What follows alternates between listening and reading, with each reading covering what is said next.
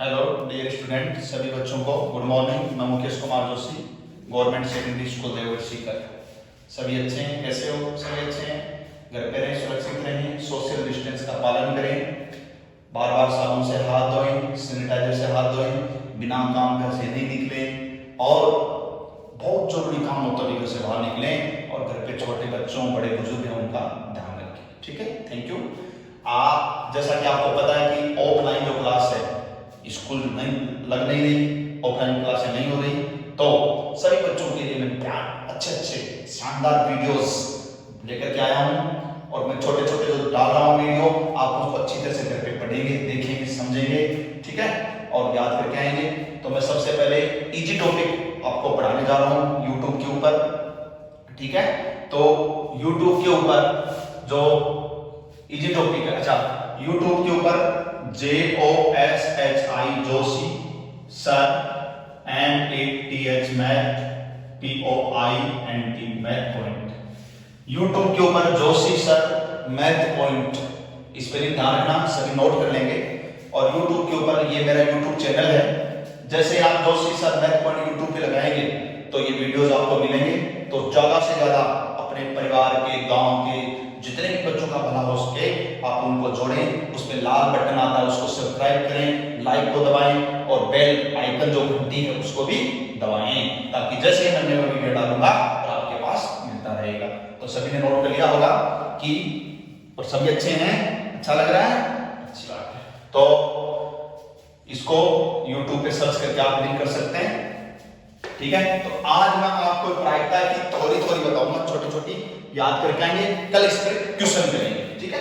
तो सबसे पहले बेटा प्रायिकता किसे कहते हैं? प्रायिकता जैसे मैंने आपको कक्षा के अंदर बताया था, किसी भी घटना के घटित होने की संभावना प्रायिकता कहलाती है, ठीक है। किसी भी घटना के घटित होने की संभावना क्या कहलाती है? प्रायिकता कहलाती है, ठीक है। तो प्रायिकता का सबसे पहली चीज फॉर्मूला, शॉर्ट एंड स्वीट, ठीक है। तो सबसे पहले कोई भी, जैसे मैं ये कहूं कि घटना, सबसे पहले जो बात करें कि घटना, कोई एक घटना है मान लो, ठीक है, कि घटित होने की प्रायिकता, कोई भी घटना एक के घटित होने की प्रायिकता। घटना जो होता है ना, उसको अंग्रेजी के बड़े अक्षर, अब ये जो भी ए भी ले सकते हैं, बी, ठीक है, कोई भी ले लें आप, आर भी ले सकते हैं, कोई भी ले लें, ठीक है, लेकिन जो भी लेंगे ना वो क्या होगा? कैपिटल, अंग्रेजी के बड़े अक्षर होने चाहिए, ठीक है। तो किसी भी घटना का मैं नाम ये दिया है कि घटित होने की प्रायिकता को PA से व्यक्त करते हैं। किससे व्यक्त करते हैं? P यानी प्रोबेबिलिटी, अंग्रेजी में प्रोबेबिलिटी बोलते हैं, प्रोबेबिलिटी। तो ये P जो है ये प्रायिकता के लिए लेते हैं, ठीक है। और सूत्र क्या होता है आपको मैंने याद है सबको? अनुकूल परिणाम, अनुकूल परिणाम बटे कुल परिणाम, अनुकूल परिणाम बटे कुल परिणाम, favourable outcomes upon total outcomes बोलते हैं इसको वैसे अंग्रेजी में, अपने तो हिंदी मीडियम भी ठीक है अपने, तो अनुकूल परिणाम बटे, ये सूत्र सबको याद करना है, अनुकूल परिणाम, ठीक है, बटे कुल परिणाम, ये हो गया। दूसरी बात, PA ऐसे लिखते हैं, इसका मतलब तो क्या बताया था? इसका मतलब तो आपको बता दिया, अभी मैंने लिखा दिया कि घटना A के, घटना A के घटित होने की प्रायिकता, घटित होने की प्रायिकता, ये तो घटना A के घटित होने की प्रायिकता होती है। और अगर PA के ऊपर बार लगा दिया, इसको क्या बोलते हैं? बार, ठीक है। तो ये PA के ऊपर बार लगा दिया तो इसका मतलब, इसको क्या पढ़ोगे? इसका मतलब तो होता है घटना A के घटित होने की प्रायिकता, है ना। और इसका मतलब होता है घटना A के घटित नहीं होने की प्रायिकता, ठीक है। तो इसमें आप क्या लिखेंगे? घटना A के क्या नहीं, आगे वही घटित, फिर आगे सारी सेम हुई, आगे वही सेम, बस यहां नहीं लगा देंगे, नहीं आ जाएगा, नहीं घटित होने के साथ, समझे। फिर मैंने एक बात बताई थी आपको, क्या कि PA प्लस PA के ऊपर बार बराबर 1 होता है, ये सबको याद करना है। यानी कि कोई भी घटना के घटित होने की और नहीं घटित होने की, ये तो घटित होने की और ये नहीं घटित होने की, इन दोनों का जोड़ बराबर 1 होता है। इन दोनों का जोड़ बराबर 1 होता है। परीक्षा में प्रायिकता के 2 सवाल आते हैं, एक 1 नंबर का आता है, एक 3 नंबर का आता है। 1 नंबर वाला जो क्वेश्चन आता है वो इसी टाइप से आता है, छोटा सा क्वेश्चन, कोई भी घटना दे देगा, उसके घटित होने की प्रायिकता दे दी, नहीं घटित होने की प्रायिकता पूछ ली। तो देखो इसके ऊपर एक छोटा सा क्वेश्चन बताता हूं मैं आपको, कैसे, जैसे एक उदाहरण बताता हूं, एक उदाहरण, यदि P A का मान, या मैं इसको ऐसे बोलूंगा, देखो ऐसे दिया होता है, आप और बताएं, P A नहीं का मान 0.35 हो तो PA का मान ज्ञात करो। ये दे दिया। एक मैंने क्या लिखा, नहीं का मतलब ये बार वाला का मान है। तो इसका जब आप आंसर करें तो आपको पहले तो ये लिखना है PA प्लस PA बार बराबर 1, ये सूत्र लिखना है। अब आप इसमें ये देखो, A नहीं का मान ये है, नहीं का मतलब बार वाला, नहीं का मतलब बार वाला, इसका मान दिया हुआ है और PA यानी इसका मान पूछा है, तो ये मान किसका है, ये मान इसका है। तो ये काम करें, PA ऐसे कैसे लिख दें, प्लस PA बार का मान क्या करते हैं 0.35 और बराबर कितना है 1, मान रख दिया। हमें इसका मान निकालना है, उसको उधर ले जाए, पक्षांतर करने से क्या होता है, प्लस का तो उधर जाके किसका हो जाता है, माइनस का हो जाता है। तो PA का मान निकालना है, तो PA बराबर, इसको उधर ले जाओ, तो 1 माइनस उधर जाएगा तो माइनस का 0.35। अब 1 में से इसको माइनस करना, तो कई बच्चे घटाने में गलती कर देते हैं, छोटे बच्चे हैं गलती कर देते हैं। तो मैं ये जो घटाने वाला बता रहा हूं, ये रफ काम करना है पीछे, ध्यान रखना कैसे घटाते हैं। 1 में से इसको घटाना है, तो पहले 1 लिखा आपने, 1 में पॉइंट है क्या, इसमें तो पॉइंट है, इसमें पॉइंट है क्या, नहीं है ना। तो मैंने क्या बताया था, पॉइंट लगा करके कितने जीरो कर लो कोई फर्क नहीं पड़ता है, तो आपने पॉइंट लगा करके 0 0 कर लिया, कोई फर्क नहीं पड़ेगा, ठीक है। इसमें से इसको घटाना है, तो ये जो घटाना वो लिखो 0.35, तो इसके नीचे 0.35 लिख दिया, घटा दो माइनस, तो ये इसको देगा, ये इसको देगा, तो 0 से 5 नहीं जाएगा, ये इससे लेगा, ये इससे लेगा, तो ये 10, ये इसको देगा तो ये 9 हो जाएगा, ये 10 हो जाएंगे, घटाना 10 में आता है, तो 10 में से 5 जाएगा 5, और ये इसको देने पर ये 9 होगा, तो 9 में से 3 है 6 पॉइंट, ये इसको दे दिया 0 में से 0, तो 0.65, तो बराबर 0.65, ये आंसर आ गया। तो कहने का मतलब छोटा सा प्रश्न एग्जाम में आता है ऐसा जरूर, और मैंने क्लास में सबको अच्छी तरह से करवाया गया है। एक का मान दे दे, नहीं का दे दे। अब मान लो कि इसमें ये कह देता कि PA के घटित होने की दे दे, तो ये जो मान है यहां लिख दे, और नहीं घटित होने की पूछे तो फिर इसको निकालेंगे, इसको निकालोगे तो इसको इधर लिख लेंगे, और ये जो मान लिखोगे वो उधर माइनस हो जाएगा, इतना ही फर्क पड़ेगा और कोई फर्क नहीं पड़ेगा। समझ आ गया। और वैसे मैंने कॉपी में क्लासरूम में आपको अच्छी तरह से करा रखा है, ऐसे क्वेश्चन और देखेंगे, और ये अच्छी तरह से नोट कर लिया, सूत्र याद कर लिया, इसका मतलब क्या होता है समझ आ गया, इसका मतलब क्या होता है समझ आ गया, और ये किसी भी घटना की घटित होने की और नहीं घटित होने की प्रायिकता का जो कितना होता है 1 होता है। ठीक है, आगे बढ़े, अच्छा लग रहा है, मजा आ रहा है, आएगा मिस्टर जोशी हियर। चलो आगे बढ़ते हैं, बहुत अच्छी बातें बताएंगे अभी आपको। चलो बेटा, सबसे पहले अपन बात कर लेते हैं अगली बात, कुल परिणाम हमें पता होना चाहिए ताकि क्वेश्चन आपको समझ में आए। एक सिक्का होता है, एक सिक्का, अब मेरे पास आज सिक्का है नहीं, वरना मैं आपको समझाता। एक सिक्का जानते हो सब, सिक्के में क्या होता है, ऐसे सिक्का होता है, तो सिक्के में एक तरफ तो इंडिया का, भारत का चित्र होता है, और एक तरफ 1 रुपए लिखा हुआ होता है, या 2 रुपए का है तो 2 का सिक्का लिखा होता है। तो मैंने बताया था H और T, H का मतलब भारत का जो चित्र होता है नक्शे में, वो तो होता है H, और पैसा जो होता है वो होता है टेल। तो हेड और टेल, इसको हिंदी में इसको बोलते हैं चित्त, और इसको बोलते हैं पट। इसको क्या बोलते हैं, चित्त, और इसको क्या बोलते हैं, पट। तो हेड और टेल का मतलब चित्त और पट, चित्त और पट अच्छी तरह से रट ठीक है, तो एक सिक्के को उछालने पर कुल परिणाम बराबर। अब एक सिक्के को मैं उछालूंगा ऐसे, जैसे मैंने टॉस किया, एक सिक्के को उछाला, तो अब वो जो सिक्का से आएगा तो ऊपर वाली साइड में इनमें से कोई भी आ सकता है, जरूरी थोड़ा ना कि हेड ही आए, टेल भी आ सकता है, और टेल ही आए जरूरी नहीं हेड भी आ सकता है, तो कोई सा भी दो में से कोई भी आ सकता है। तो कुल परिणाम में जितने संभव हैं वो सारे लिखे जाते हैं, ठीक है। तो मैंने ये कोष्टक, कौन सा कोष्टक बताया था, मजला कोष्टक, जिसको अंग्रेजी में कर्ली ब्रैकेट बोलते हैं, इसमें लिखना बताया था, और इसमें आप लिखेंगे H, T, कोमा लगा दिया, यानी ये भी आ सकता है और ये भी आ सकता है, चित भी आ सकता है और पट भी आ सकता है। इनको गिनो, एक कितने हो गए, दो, तो संख्या तो कितनी हो गई, दो।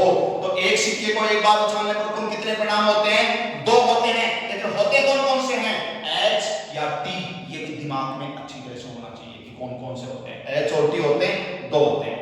अब मान लो एक सिक्के को आप दो बार उछालें, ये तो एक सिक्के को उछालने का मतलब एक बार, अब कितनी बार उछालेंगे, दो बार, ठीक है।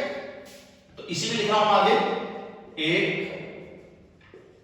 एक सिक्के को एक बार, एक सिक्के को एक बार, सॉरी एक बार नहीं, दो बार, एक बार का तो वही है ना, तो एक सिक्के को कितनी बार, दो बार।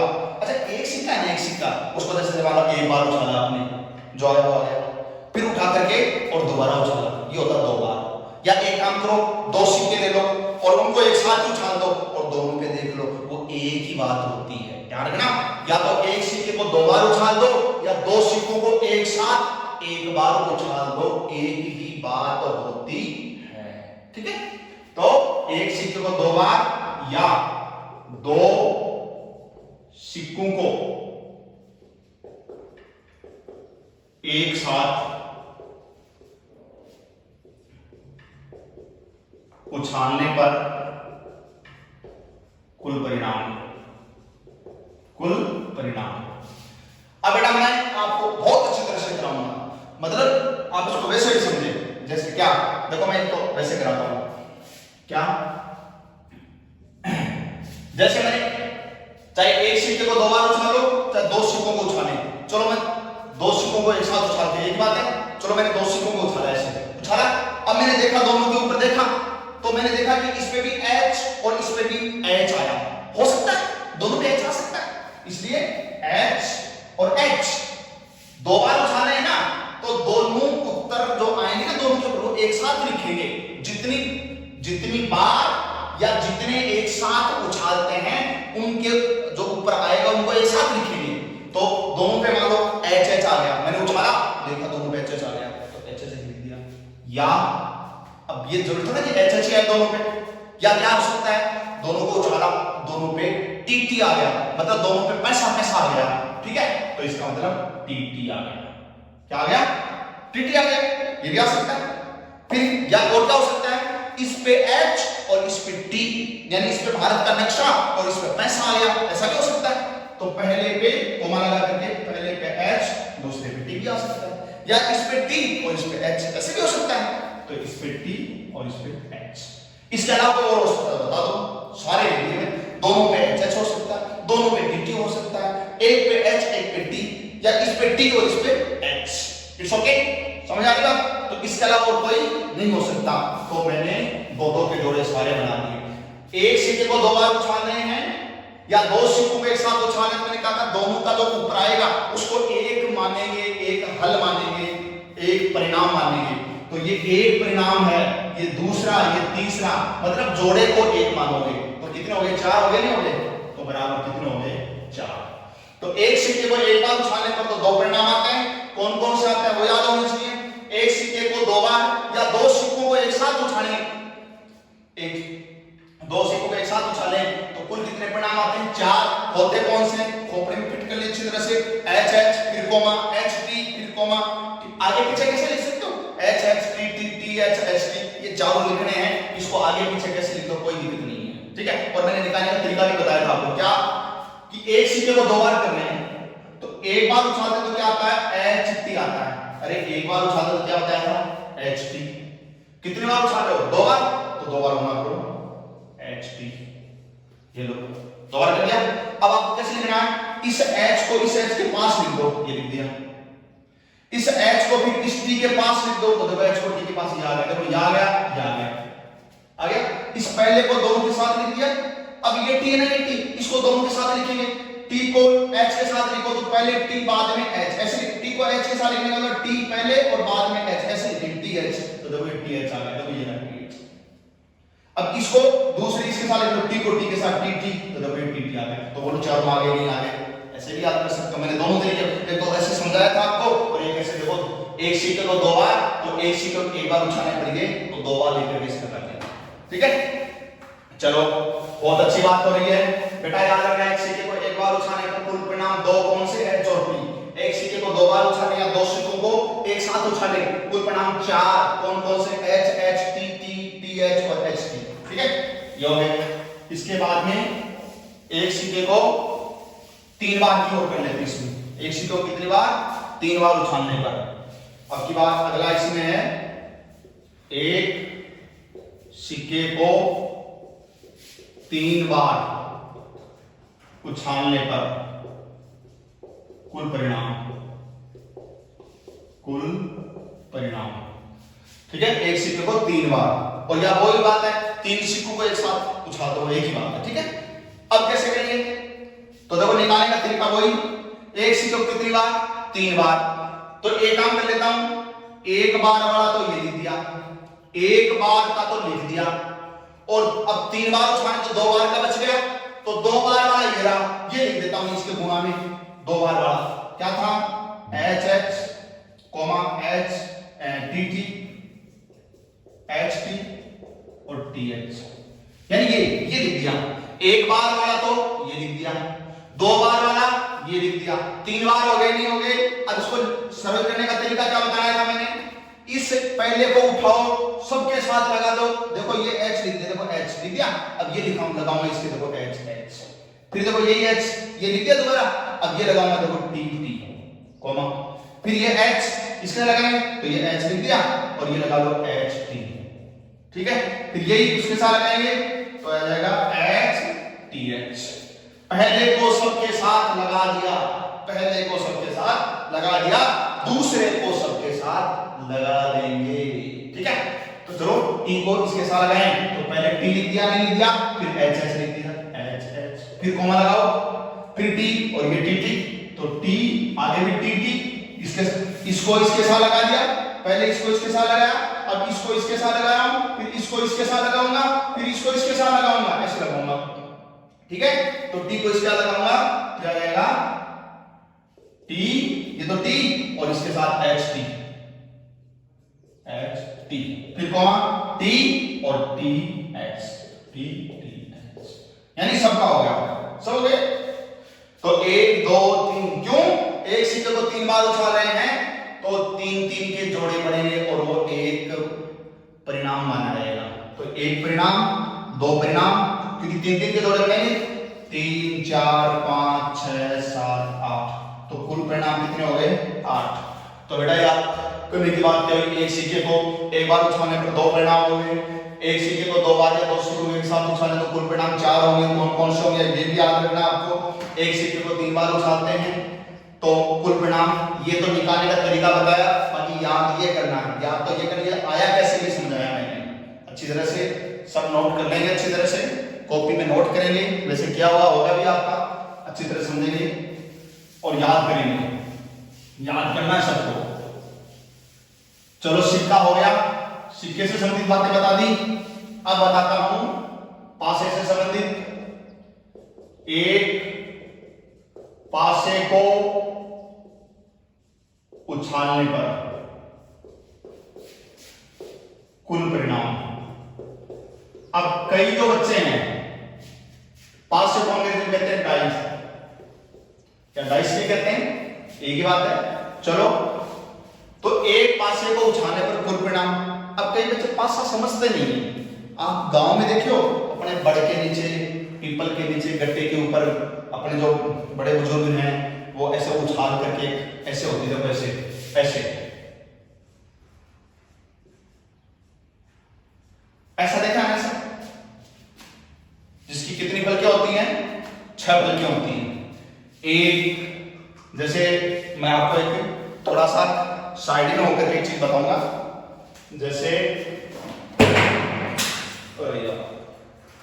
चलो देखिए ये है अपने पास, तो ये अपने पास एक डब्बा है ना, इसमें देखो ये ऐसे ही लगभग एक, इसमें पूरी फलकें 6 होती है वर्गाकार, घन होता है ना घन वैसा, तो एक पीछे 2 3 4 5 और 6, इसमें जैसे एक लिख दिया, एक में 2 हो गया, ऐसे 3 लिख दिया, ऐसे 4 लिख दिया, ऐसे 5 लिख दिया, ऐसे 6 लिख दिया, सभी फलकों के। तो इस तरह से 6 फलकें होती हैं और सभी फलकों के ऊपर लिखा हुआ होगा।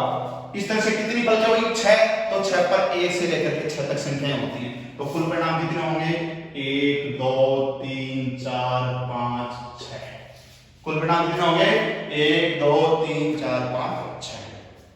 अच्छा, कई बच्चों को इनमें ध्यान भी रहना चाहिए, इनमें बताओ सम संख्याएं कौन सी है, ये भी पता होना चाहिए। सम संख्याएं, एक पासे को उछालने पर कुल परिणाम कितने हो गए? 6 हो गए। कौन कौन से हो गए? इनमें सम संख्याएं कौन सी हैं? तो जिस संख्या में 2 का भाग पूरा जाता है वो सम संख्या है, तो ये 2 ये 4 और ये 6 सम संख्याएं हैं, तो आप इसमें सम संख्या लिखेंगे 2 4 6, सम संख्याएं ये हैं। इनमें विषम संख्याएं कौन सी हैं? विषम संख्याएं जिसमें 2 का भाग पूरा नहीं जाता है, कौन सी बच गई? 1 बच गई, फिर क्या बच गई? 3, फिर क्या बच गई? 5। तो सम संख्याएं 2 4 6, गिनती में वही 2 3 हो गई। विषम संख्याएं 1 3 5, और वो भी कितनी है? 3 ही है, वो भी कितनी है? 3 है। ये याद करते जाना है, अपने को क्वेश्चनों में काम में आएगा, ठीक है। तो ये है। उसके बाद में देखो नंबर 3 अभाज्य संख्या। क्या? अभाज्य संख्या। अभाज्य संख्या किसे कहते हैं? जिस संख्या में एक और खुद के अलावा, एक क्यों? क्योंकि एक का भाग सब में जाता है, तो एक और खुद शम का शब्द 2 का 2 में भाग जाता है एक बार, 3 का 3 में जाता है एक बार, तो खुद का जाता है, तो एक और शम के अलावा अन्य कोई संख्या का भाग नहीं जाएगा। एक और शम के अलावा अन्य कोई संख्या का भाग नहीं जाएगा, अभाज्य संख्या होती है। अब ये एक है, एक का तो मैंने आपको बता दिया, याद रखना है, एक न तो भाज्य होती है न अभाज्य, तो इसको तो अलग से छोड़ ही दो, ये तो छोड़ ही दो, ठीक है। एक न तो भाज्य होती है और न अभाज्य होती है, ठीक है। तो एक में ध्यान दो, दो में एक का भाग जाता है, 2 का खुद का जाता है, एक और शम के अलावा और कोई का भाग जाता है, 2 में नहीं जाता, और का तो 2 में 3 का नहीं जाएगा, बड़ा है 3, तो 4 का 5 का किसी का नहीं जाएगा, तो 2 अभाज्य संख्या होगी। तो एक तो 2 हो गई अभाज्य संख्या, एक तो 2 हो गई, फिर 3 अभाज्य है, क्योंकि 3 में 3 खुद 3 और 1, यानी खुद और 1 के अलावा और कोई संख्या का भाग नहीं जाना चाहिए, वो अभाज्य होती है, ठीक है। तो 3 में खुद 3 और 1 के अलावा और कोई का भाग नहीं जाता, 2 का जाता है क्या? 3 में नहीं जाएगा, आगे 4 5 तो वैसे बड़ी हो जाती है, नहीं जाएगा। फिर 4 भाज्य, 4 में 4 खुद 4 और 1 के अलावा 2 का भाग जाता है, इसलिए 4 भाज्य है, अभाज्य नहीं है। 5 अभाज्य, 5 में खुद 5 और 1 के अलावा 2 का 3 का इनका भाग नहीं जाता है, तो 5। फिर 6 भाज्य, 6 में 2 और 3 का भाग जाता है, यानी खुद और 1 के अलावा, यहां 6 और 1 के अलावा 6 में 2 और 3 का भाग जाता है, तो 6 है वो भाज्य है, तो इसको अभाज्य में नहीं लिखेंगे, ठीक है। तो इस तरह से ये 3 चीजें हैं, तो ये तो नॉर्मली आप वैसे भी याद कर सकते हैं, इस तरह से 2 3 5 के अभाज्य संख्या। और बेटा एक बात और बता दूं आपको, जैसे 2 4 6 आगे बढ़े, जिन संख्या में 2 का भाग पूरा जाता है उसको सम संख्याएं कहते हैं, तो अपने से कहते हैं ना 2 4 6 8 10 12, इस तरह से अनंत, बहुत सारी अनंत सम संख्याएं होती हैं, ठीक है। यहाँ पासे में तो 3 ही होती है सम संख्या, पासे में तो 3 ही होंगे और होती नहीं है, 6 से ज्यादा संख्या नहीं होती है, मैं तो वैसे समझा रहा हूं आपको कि ये सम संख्या होती है। तो ये 4 भाज्य है, क्यों? 4 में खुद 4 और 1 के अलावा 2 का भाग जाता है, ये 6 भाज्य 6 में खुद 6 और 1 के अलावा 2 और 3 का भाग जाता है, 8 में 2 का 4 का भाग जाता है। मेरा कहने का मतलब इससे आगे की सारी संख्याएं, इससे आगे की सारी सम संख्याएं भाज्य होती हैं। एकमात्र दो ही ऐसी सम संख्या है जो अभाज्य होती है। अभाज्य संख्या में 2 आया नहीं है और ये नहीं आई ना, ये सारी भाज्य होती है, नहीं आई। तो ऐसी सम संख्या बताओ जो अभाज्य होती है, तो एकमात्र कौन सी होती है? 2। ठीक है। अच्छा, अपनी संख्या कहां से स्टार्ट होती है? 1 से। 1 2 3 4 5 6 ऐसे, है ना। तो एक चीज बताओ, मैंने क्या कहा कि 1 को तो छोड़ दो, 1 ने तो भाज्य होती है, मैं अभाज्य होती है। 1 को छोड़ दो, 1 के अलावा क्या होगा? 2 3 ये हो गई। तो इसमें 2 ही तो सबसे पहली भाज्य संख्या, भाज्य है या नहीं? ये भी भाज्य, देखो 2 भी भाज्य, 3 भी भाज्य, 5 भी है, 4 नहीं है, ये मैंने समझा दिया था। 4 तो 2 का भाग जाता है, भाज्य है। लेकिन एकमात्र ये 2 है, ये पहली अभाज्य संख्या है। पहली का मतलब सबसे छोटी, तो 2 है ना, 2 3 से भी छोटी है, तो 2 सबसे छोटी अभाज्य संख्या होती है। और 2 ही ऐसी एकमात्र सम संख्या है जो अभाज्य होती है। 2 ऐसी सम संख्या पहले बताई थी जो सम संख्या है और अभाज्य भी है। बाकी की सम संख्याएं भाज्य होती हैं, अभाज्य नहीं होती हैं। ठीक है, तो यहां तक सभी बच्चों को याद करेंगे। कल नेक्स्ट क्लास लेकर के आएंगे, तो उसमें आगे का वीडियो आपको डालेंगे। यहां तक सभी अच्छी तरह से पढ़ेंगे, याद करते रहेंगे। एग्जाम कभी भी आ सकती है, एग्जाम के लिए तैयार रहें। और मैंने शुरुआत में आपको जो चैनल बताया था उसको लाइक और सब्सक्राइब ज्यादा से ज्यादा करें। मस्त रहें, दुरुस्त रहें और खूब पढ़ें और आगे बढ़ें। Okay, it's okay, thank you.